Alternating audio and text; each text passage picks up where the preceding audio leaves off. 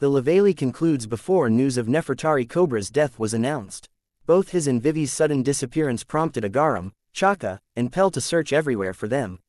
Unbeknownst to both of them, Vivi and Wapol had stowed away on a ship leading to the Aegis Kingdom. Wapol contacts Morgans asking him to pick the both of them up, which he agrees to due to Wapol telling Morgans that he was now the subject of a manhunt after what he just witnessed in the empty throne room.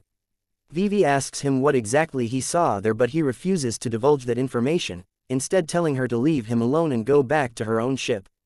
Vivi refuses as she understands how dangerously persistent CP0 will be in recapturing her, regardless of how much protection she has. She asks Wapol for the Den Den Mushi he used to contact Morgan so she could notify her father, but he refuses in a panic, stating that it is the last thing she should do, confusing her more. Jewelry Bani, meanwhile, had snuck aboard a ship heading for Tajin Kingdom, while an injured Sabo hitched a ride on a ship from the Luluja Kingdom. Once the stories started spreading about what happened, the five elders discussed what to do with Sabo now that he knows the truth about the empty throne, as they also wanted to deal with the egghead issue. Just then, Amu contacts the five of them and tells them that the time has come to use one of Dr. Vegapunk's inventions, the Mother Flame. The elders agree that it is time to test its capabilities, with Egghead potentially considering changing its response depending on the outcome.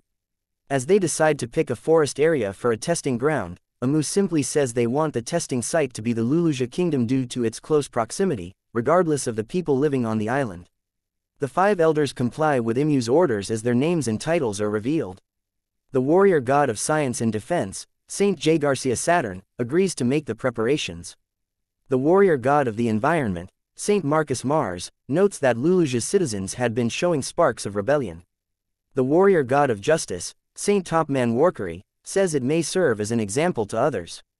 The warrior god of finance, Saint Ethanburn V. Nujiro, says that they could use this power freely. The warrior god of agriculture, Saint Shepherd Jew Peter, adds that if they can end any protracted conflict. Following the Laveli, Marine headquarters received reports that both the Tajin and Aegis kingdoms are rebelling.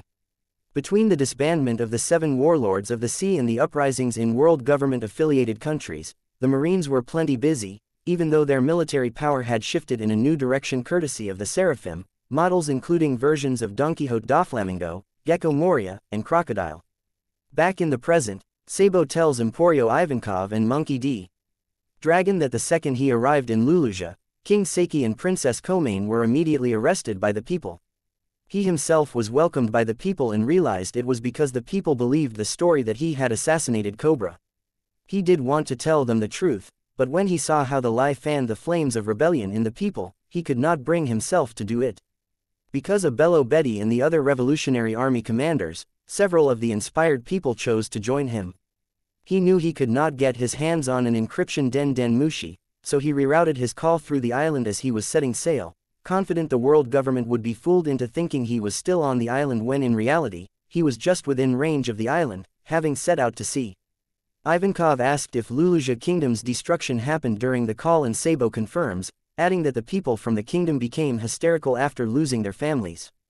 Dragon is filled with disgust that the world government would annihilate an entire kingdom so callously and asks how they did it, and Sabo reports he saw a large shadow hovering over the kingdom, which Sabo believed was not a living being or a natural disaster, but something flying directly over the clouds. Changing topics, Ivankov asks about the name, Amu, and reveals that one of the first 20 was Saint Amu of the Nerona family. Since they know there exists a means to grant someone everlasting life, they suspect it has been used on someone before already, so that person no longer has to worry about dying of old age. Sabo begins to wonder if Amu is the very same Amu Ivankov is talking about, but he says it could just be a coincidence and that person just shares the same name. At the same time, however, he doubts who else could have the authority to command the 5 elders, the highest of the world nobles. The last thing Ivankov says is that he suspects that the object in the sky was a weapon, and the only one he knows who could make something like that would be Vegapunk. Dragon reminds him that Vegapunk would never create an obvious tool of murder, but Ivankov says he knows this and suspects it is actually one of the ancient weapons. Assuming that Amu has lived since ancient times, he sees a possible connection. Dragon, however, wonders why one would wait until now to use it. Back in Marie-Joise, the world nobles are complaining about their lost food supply, but at the same time, Saint Don Quixote Mjosgard has been executed for defending Princess Shirahoshi and Fishmen, and the judge was a man named Saint Figerland Garling, a former champion of God Valley and the supreme commander of God's Knights. What are your thoughts on this chapter? If you think the chapter is good, press that subscribe button. If you think the chapter is bad, hit that like button. Okay, I would really appreciate it if you guys hit that subscribe button.